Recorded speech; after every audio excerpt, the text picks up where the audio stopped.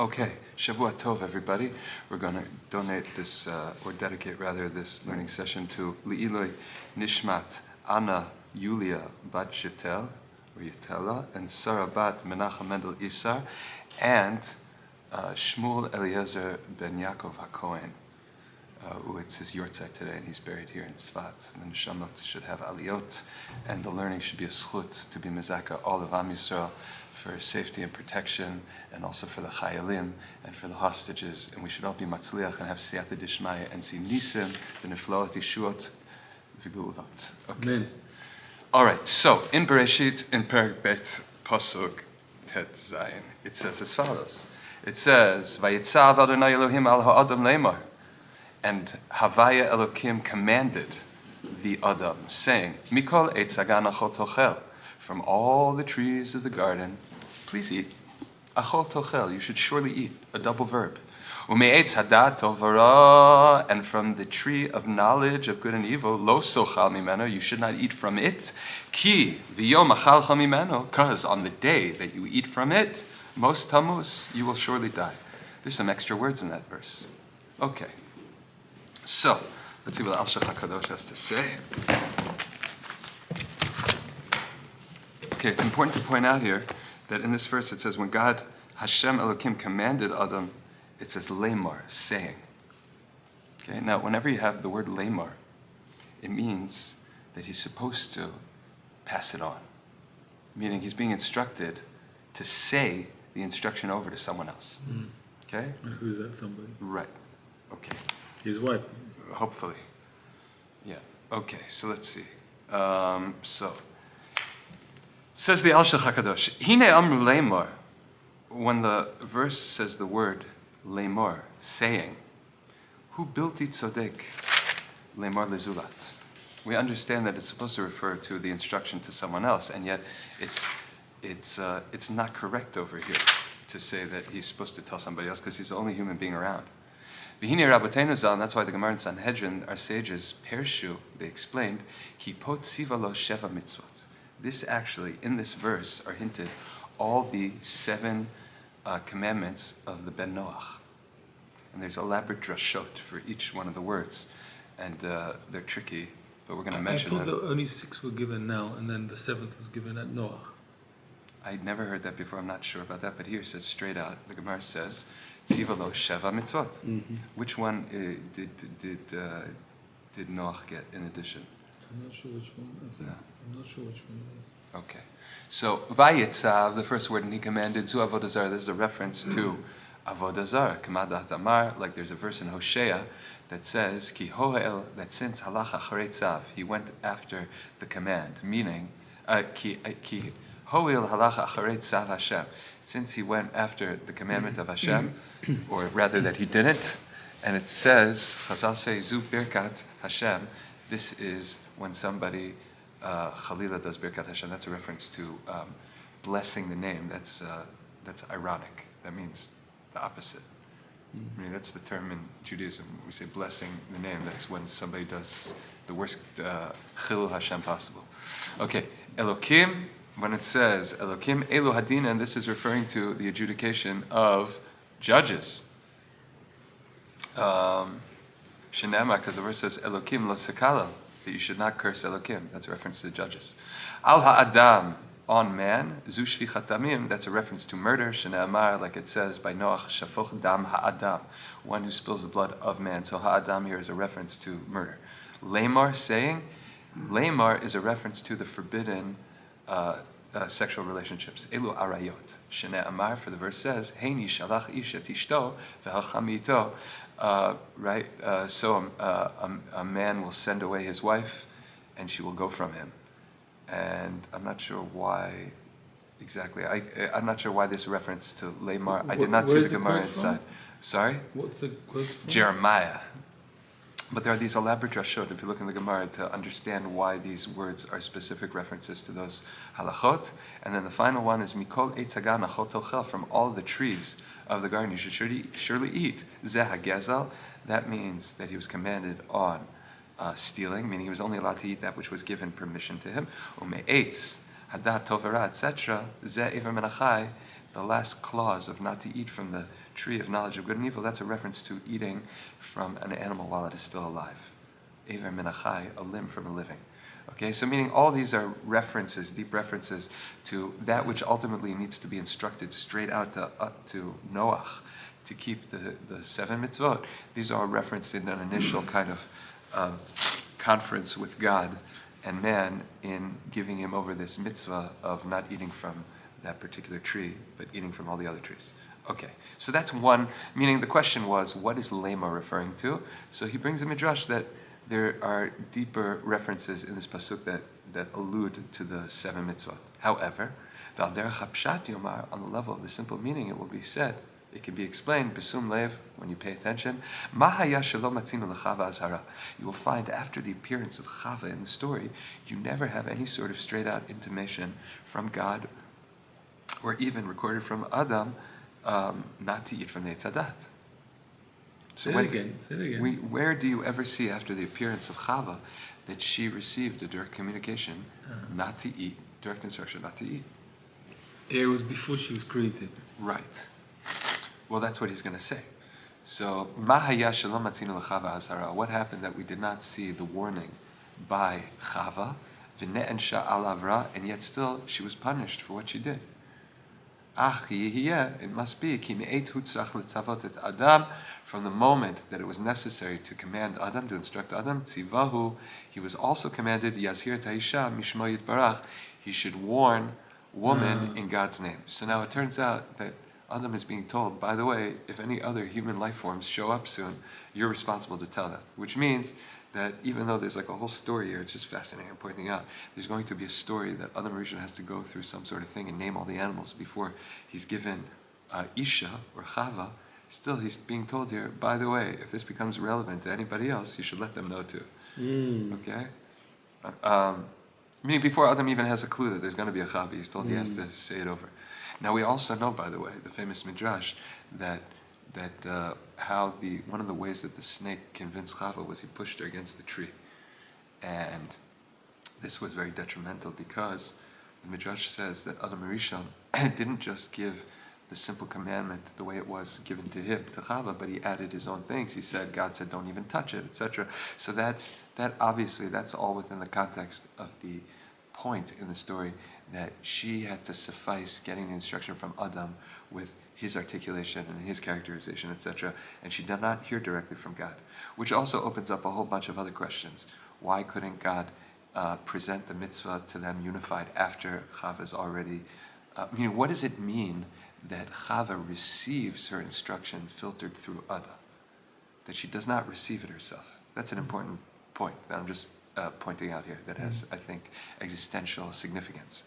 Kind of like also how the Nachash could not have approached Adam directly. If he ever would have approached Adam directly, we'll talk about this soon, Adam would have kicked him in the face. It's only that he had been mitigated because she went to Chava first, which is a deep lesson, I think, in everybody in their own personal Yetzer Hara, how the Yetzer Hara gets you. So there's something very metaphorical or deeper about how the instruction was given to Adam and filtered down to Chava, and how Chava did the sin and it kind of went up to Adam. So the dynamic between Adam and Chava in the psyche and how the Yetzer Hara affects you, I think it's important to know. We'll talk about those things later. But okay, so Lamar here is clearly referring to the fact that he's supposed to instruct Chava later on. Okay? Vayitzav al Adam al atzmo, right? V'zeh Yomar, and this will say, Vayitzav, and God commanded al Adam on man, al atzmo, man himself, v'gam tzivo lemar, and he was also commanded lemar to instruct further laisha to the woman when she makes her appearance, asher yiten lo, that he will grant to him, meaning God will grant the isha to Adam, ki me'ata asaho shliach lahaziro, because from this moment he's been made as a messenger on behalf of God to warn her. V'zeu amro lemar, and that's what the verse means with the word lemar, to instruct. Okay? The amro, and the verse continues, mikol eitz, from all the trees of the garden you should surely eat. Ume eitz hadat tov v'ra, and from the tree of knowledge of good and bad, on the day you eat from it, you will surely die. Pirashnu lamala b'siyata d'shmaya, we will explain further with the help of heaven. Od efshar, but it is also possible ki hine katavnu she'ilanot gan eden ha'aretz hem. That we had previously discussed how the trees in Gan Eden, they are in the world. Eitz HaChaim, the tree of life, what is that? That's the Or HaTorah, the light of Torah, Shenishtalshal, which emanates Mishorish HaTorah Elyon, from the root of the supernal high Torah. V'chol yeter ilanot, and all the other trees in the garden, Heim orot yeter mitzvot kamdu lamala, they are further expressions of the lights of the mitzvot that stem from the root of the light of the supernal Torah.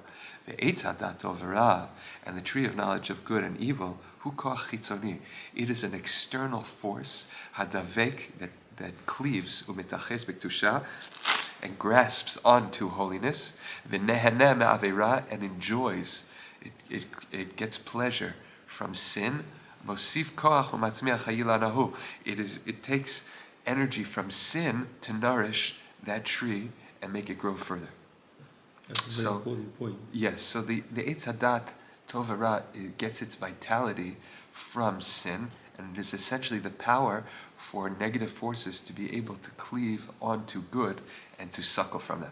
So that force that the chitzonim, the outer forces, have to suckle from Kedusha, that's manifest in the Eitz HaChaim, in the Eitz Hadat Tov Ra. And therefore that ability is fed by sin. Man, this is wild stuff. I wonder if Tolkien learned the Alshech. Okay, so then it says, Do you think that it was explained to Adam? That I think that's what we're saying was communicated in the name of the. That's what he's being told here, that it's an Eitz Hadat Tov Ra. And see, dat, like we discussed last time, means knowledge through connection. It's that you come into contact with something outside of you, an independent reality, that informs, at that moment of contact, it informs both your sense of self and reality. It's a point of touching of realities. So Eitz Hadat means to cleave. Tov Ra, that means that the ability for the Ra to cleave onto the good is manifest in this tree. So we, just from the words, we would have deduced that ourselves. He's explaining to us what was known, meaning what that tree was and how it was presented to Adam, I believe. Meaning there's no secret here to Adam. Okay? It is the power of the external forces, right? It's the external force, hadavek, which cleaves b'kedusha and grasps holiness, and enjoys from sin, mosif koach, it gives extra energy, and gives more growth to that particular tree of knowledge. And God, blessed be He, told Adam, Mikol eitz hagan achol, from all those trees in the garden, surely, please, eat. And when you eat, and you will enjoy it, in this world, tiske, you will merit, shegam tocha ba'olam haba, you will also eat from it in the coming world. Meaning, the verse says, achol tochel, you will eat, you will surely eat. But it means two dimensions of eating. Meaning, you will enjoy the Torah and the mitzvot in this world, right? And you will eat its fruit in the coming world. Tiske shegam tocha ba'olam haba, you will merit to also eat from it, benefit from it. It will nourish you in the coming world, which is the higher dimension of this lower Gan Eden, which is almost still an immortal realm, right? That Adam Rishon exists in it even before he's completed his mortal mission. However, from the tree of knowledge, if you partake from it, you will also die in multiple dimensions. Shehu mot ba'olam hazeh, it will destroy this world for you, and tamut ba'olam haba, and ultimately it will kill you, meaning it will remove you from your eternity of the coming world. Okay? But we have, doesn't it take into account the teshuvah that you can do in between? Tshuva would change things, yes. But he's just telling him, given, meaning the natural order of things, this way of living, it will not just be an act of eating in this world, but it will have direct repercussions for you in the next world. Right. Okay? So, or alternatively, im tehanem mikdushat kol eitz hagan, if you benefit from the sanctity of all the trees of the garden, meaning you partake of all the mitzvot and as much Torah as you can, ki titboded v'tit aneg b'deshen Torah mitzvot, you will be alone, meaning you will only keep yourself in the domain of Torah mitzvot, and from there you will derive pleasure. Shehu nimshach el ha'achila, right? The oneg, right, is drawn forth from the eating of it, meaning the language of the pasuk is perfectly appropriate to describe benefiting from holy things. Yimashech lach ki tochel tamid v'lo yipasek mimcha. If you just decide to park yourself in the domain of Torah mitzvot alone and not bother yourself with anything else, then it will ki tochel tamid v'lo yipasek mimcha, meaning achol tochel means to constantly eat. It doesn't just mean it'll be good for you here and good for you there, but achol tochel meaning repeated, consistent eating, meaning only from the Torah mitzvot. However, im tehaneh mitov hara, if you shift your attention to the domain that has a mixture, an admixture of good and bad, meaning outside the realm of Torah mitzvot, ki b'kol ma'asim tovim ta'aseh aveira, meaning of all the good stuff that a person does, he'll also do a sin. V'tehaneh mehara, you'll have an admixture and you also enjoy evil. Mot tamut, you will surely die. Shelo tosif lechol od, you will not be able to continuously also partake of good. Oh, or alternatively, again, bisum lev el amro, if one would pay attention to the verse when it says mimenu, from it, it says, and regarding the tree of knowledge of good and evil, on the day you eat from it, you will surely die. Why does it have to repeat again, eating from it, right? Zeh pa'amayim alei tadat tova. It says the word mimenu twice in regards to the tree of knowledge. Achiomar, however,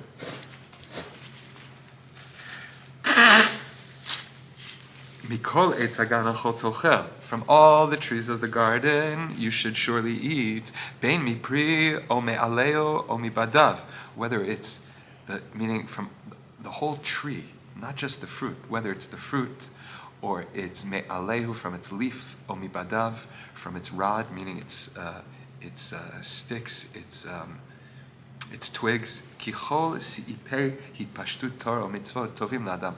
All the various manifestations and effects of the kedusha of Torah mitzvot, they're all good. Meaning they're good in their totality. It's not just the fruits; it's the whole tree. However, ume'etz hadat, regarding the tree of knowledge, lo tochal, you should not eat mikol mashim mimenu, from anything from it. Meaning there is nothing from that tree. Meaning it's interesting that when it talks about the other trees, it doesn't say from it, and yet it doesn't say the fruit. It says the tree. Meaning there's everything about it is good. And yet when it talks about the tree of knowledge, it says don't eat from it, meaning any part of it is detrimental. Okay? I mean, he's saying the same thing. He's saying right. He's saying the way that it says just ate by the good stuff, it means in their totality. And when it says from the tree of knowledge, it means anything about it. Exactly, he's just contrasting. It means there's nothing about it that's good. You shouldn't eat anything of it. Okay? So, black and white.